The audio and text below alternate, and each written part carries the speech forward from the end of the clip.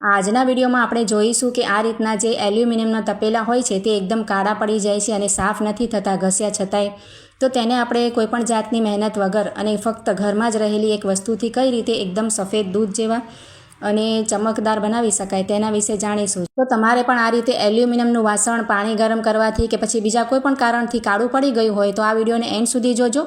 ખૂબ જ સરળ રીત બતાવી છે અને સારો લાગે વિડીયો તો તેને લાઇક, શેર અને કમેન્ટ જરૂરથી કરજો. તો જુઓ, અમારે અહીંયા તપેલામાં છે ને પહેલાં અમે પાણી ગરમ કરતા હતા અને ત્યાર પછી અમારે ગીઝર લાગી ગયું ને તો આ તપેલો એમને એમ જ મેં મૂકી દીધો હતો. 6-1 મહિના થઈ ગયા હશે અને આ એકદમ જૂનું તેની કાળાશ થઈ ગઈ છે, તો પણ આપણે તેને એકદમ નવા જેવું કરી નાખશું. તો સૌથી પહેલાં આપણે અહીંયા છે ને ગેસ ઓન કરી લેવાનું છે. હવે આપણે ગેસ ઉપર તપેલાને મૂકી દઈશું અને તપેલું છે ને અડધું ભરાય ને ત્યાં સુધી તેમાં પાણી એડ કરી દઈશું. તો આપણે તપેલાને આખું નથી ભરવાનું, અડધું ભરાય ત્યાં સુધી આપણે પાણી ભરીશું એટલે જલ્દી આપણું પાણીથી છે ને એ ઉકળી જાય. જુઓ, આ રીતે મેં અડધું ભરી લીધું છે. હવે આપણે છે ને અત્યારે ગેસ આપણે ફૂલ રાખવાનું છે, કેમ કે પાણી આપણું જલ્દીથી ઉકળી જાય.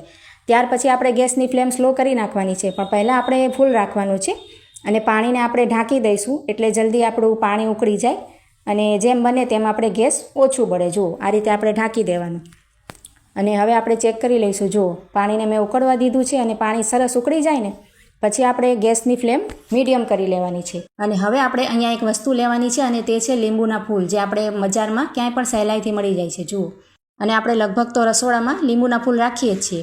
તો હવે આપણે લીંબુના ફૂલ તેમાં 2 ચમચી જેટલા ઉમેરવાના છે. જુઓ, અને જો તમારે તપેલી એકદમ નાની હોય ને તો તમારે 1 ચમચીમાં પણ થઈ જશે, પણ અહીંયા મારે થોડીક મોટું તપેલું છે એટલે 2 ચમચી આપણે નાખવા પડશે. તો જેવા તમે આ રીતે લીંબુના ફૂલ તેમાં નાખશો ને તો આ રીતે જુઓ ફીણ જેવું થશે અને આ રીતે ફીણ જ્યારે બેસી જાય ને ત્યાર પછી આપણે 1 ચમચીથી તેને હલાવી લઈશું એટલે બધા લીંબુના ફૂલ તેમાં મિક્સ થઈ જાય સરસ. આ રીતે આપણે ચમચીથી પાણીને હલાવી લઈશું.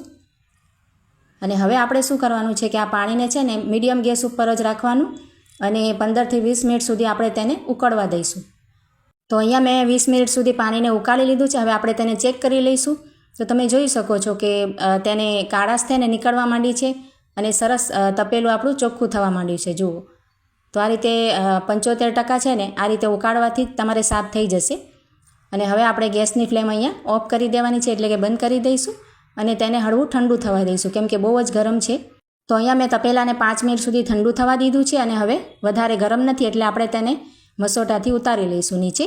અને આ રીતે નીચે ઉતાર્યા પછી આપણે એક વાસણ નાનું લઈ લેવાનું અને તેનું જે પાણી છે ને ઉકાળેલું તેને એક નાના વાસણમાં રાખી લઈશું અને આપણે જે બીજું પાણી છે એ ઢોળી નાખશું, એટલે કે ફેંકી દઈશું.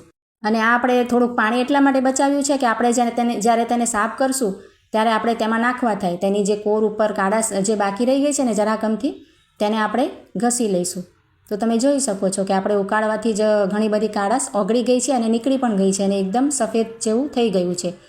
હવે આપણે છે ને આ રીતે કોઈ પણ સ્ક્રબર કે તાર લઈ લેવાનું અને ઉપર સાબુ કે પછી તમે જે પણ લિક્વિડથી વાસણ ધોતા હો ને તે લગાવી દેવાનું અને આપણે જે પાણી રાખ્યું છે ને ગરમ આ રીતે અલગ તેને નાખતા જવાનું અને હળવા હાથે આપણે ઘસી લેવાનું છે, એટલે કે સરસ આપણે એકદમ નવા જેવું તપેલું થઈ જશે અને તેનો મેલ ઓગળેલો છે એટલે તરત જ નીકળી જશે. જુઓ, તમે જોઈ શકો છો કે બધી જ તેની કાળાશ નીકળતી જાય છે.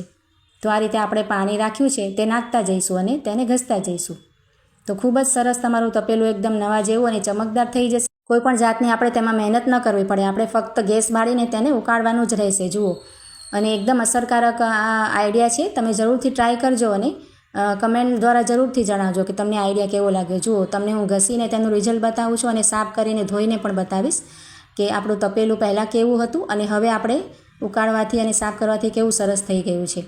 તો જુઓ, આ રીતે તમે કોઈ પણ નાનું મોટું વાસણ એલ્યુમિનિયમનું હોય ને તેને સરળતાથી સાફ કરી શકો. તો અહીંયા મેં ઘસી લીધું છે અને હવે તમને ધોઈને તેનું રિઝલ્ટ પણ બતાવું છું. આ રીતે આપણે પાણીમાં તેને ધોઈ લઈશું સરસ રીતે. તો મિત્રો, તમે મારો આ વિડીયો કયા ગામથી જુઓ છો તે કમેન્ટ દ્વારા જણાવજો અને તમને આ વિડીયો મારા ગમે છે કે નહીં તે પણ જણાવજો. અને વિડીયો જો મારા સારા લાગતા હોય તો તમારી ફેમિલી અને ફ્રેન્ડ સાથે શેર પણ કરજો અને વિડીયોને એક લાઇક પણ જરૂરથી કરી આપજો. તો અહીંયા આપણે તપેલો ધોઈ લીધું છે અને હવે તમને તેનું રિઝલ્ટ પણ બતાવું છું કે કેવું સરસ તપેલું થઈ ગયું છે. પહેલાંનો અને પછીનો ફરક તમે જોઈ શકો એટલા માટે મેં ઉપર સ્ક્રીન પર પણ બતાવ્યું છે કે આપણે પહેલાં કેવું ગંદુ અને કાળું તપેલું થઈ ગયું હતું અને હવે એકદમ નવા જેવું જે કાળાશ થોડી ઘણી રહી ગઈ છે તે પણ તમે રોજ ઘસો એટલે સરસ એકદમ ક્લીન થઈ જશે. જુઓ, અને આજે તેના તળિયામાં કાળા દાગ દેખાય છે ને તે આપણે ગોબા પડી ગયેલા છે ને એટલા માટે તમને દેખાય છે, બાકી તેની કાળાશ એકદમ જતી રહી છે. તો આઈડિયા સારો લાગ્યો હોય તો લાઇક જરૂરથી કરજો અને શેર પણ કરજો અને આવા જ બીજા વિડીયો જોવા માટે ચેનલને સબસ્ક્રાઈબ કરજો.